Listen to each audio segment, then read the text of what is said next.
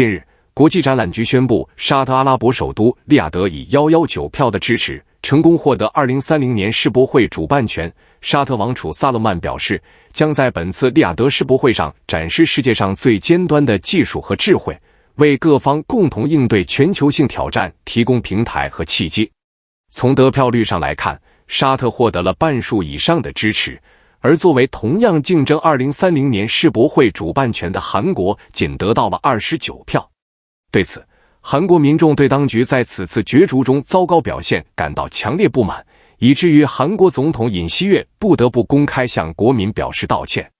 针对此次申博失败，尹锡悦29日中午对国民发表讲话称，作为总管和负责申博工作的总统，我对让釜山市民和国民失望深表道歉。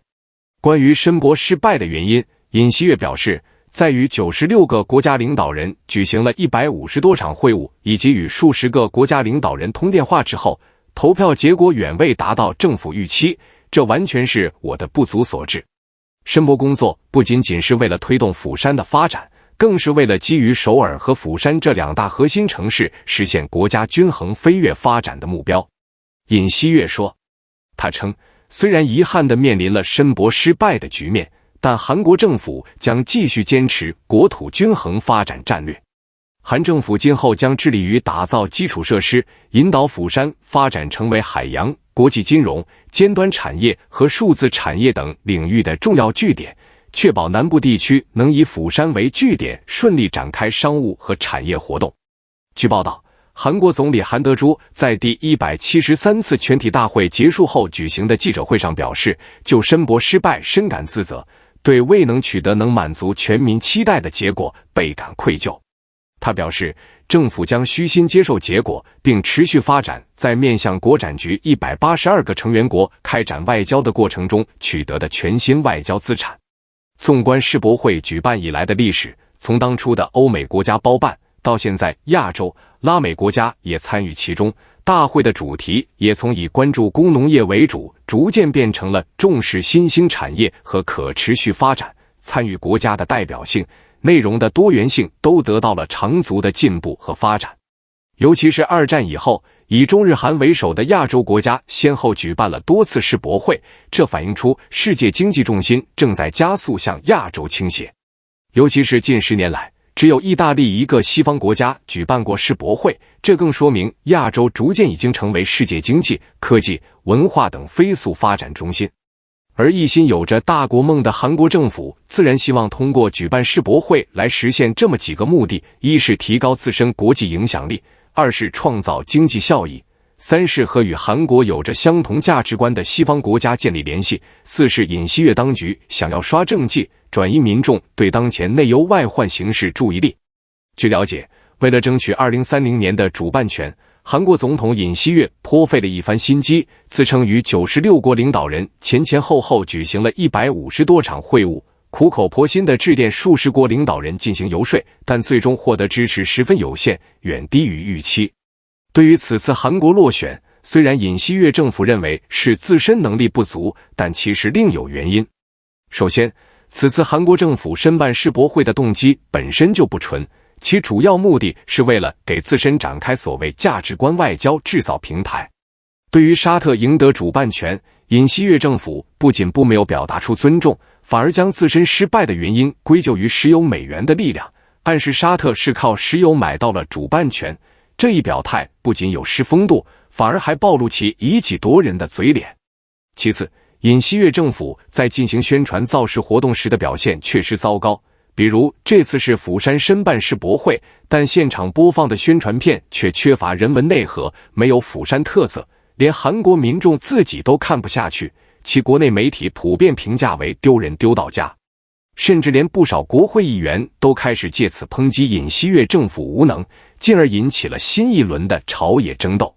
从结果上看，韩国这次惨败其实并不意外，在尹锡悦政府以牺牲国家利益为代价追随美日大搞阵营对抗的背景下，韩国的国际地位不仅没有提高，反而逐渐被推向了国际舞台的边缘。少数国家可能迫于美国的面子投韩国一票，但绝大部分国家并不吃这一套，而这不只说明韩国价值观外交没有市场，更是美国全球影响力衰退的体现。值得一提的是，在此次投票结果发布之前，一些西方国家控制的人权组织不断造谣炒作，呼吁各方不要给沙特投票，而韩国落选后还顺着这些话茬去讽刺沙特。这反映出韩国一开始就是戴着有色眼镜去看待竞争对手，满脑子都是政治算计，遭到大部分国家的无视和拒绝也就在情理之中了。但是尹锡悦政府拙劣的表演也反映出一个客观问题，那就是世博会确实越来越政治化了。比如即将在2025年召开的日本大阪关系世博会，与日本交恶的俄罗斯就明确表示不会参会，原因是日本在俄乌冲突中参加了西方国家对俄制裁。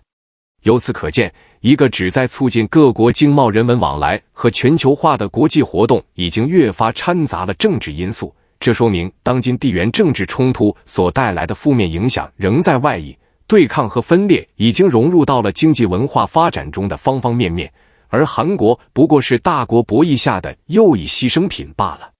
韩国国际广播电台报道称，今年9月，在纽约出席联合国大会期间，尹锡悦6天会晤了40多位领导人，为韩国拉票。11月23日，尹锡悦赴法设宴招待各国驻法外交官和驻国际展览局代表，呼吁各方支持釜山申博。27日，韩德洙在巴黎一家酒店与韩媒记者团举行晚餐座谈会时称，政府、民间、国会齐心协力，几乎与国际展览局 182个成员国都进行了接触。韩国国际广播电台为申博失败辩解称，韩国通过釜山世博会申办活动，增进了与各国领导人的友谊，加强了国家间的合作关系，这是韩国此次申博的最大成果。但韩国经济则在标题中批评称，丢人丢到家了，韩国在野党猛批釜山申博失败。报道称，共同民主党国会议员宇元直说，这次申博失败就在于尹锡悦政府的无能和外交灾难。这种没有外交实际利益的创吉尼斯世界纪录的海外访问，并以此为荣，造就了这一惨淡结果。另一位国会议员金斗官在社交媒体上发文怒斥，我们此前听到的釜山申博策略是第一轮获得80张选票，然后进入决选并扭转局面。无论输赢，政府预测至少应接近事实，但下面的人都在看上面的眼色，其结果就是歪曲事实，这就是尹锡悦政府的现状。韩国 O- 网站称，尹锡悦政府将这次失败的原因归咎于石油美元的力量，这是一种典型的推卸责任的老旧逻辑，也是对别国的不尊重。韩国明日新闻表示，尹锡悦政府上台后追随美日，大搞以意识形态为基础的所谓价值观外交，但这次申办世博会失败表明，这种价值观外交正在像海市蜃楼一样消失，韩国被推向国际舞台的边缘，韩国的国家利益也在烟消云散。不少韩媒同样认为，这次申博失败实际上也显现出尹锡悦政府追随美日的价值观外交的失败。此前，一些西方国家一直反对利雅得举办世博会。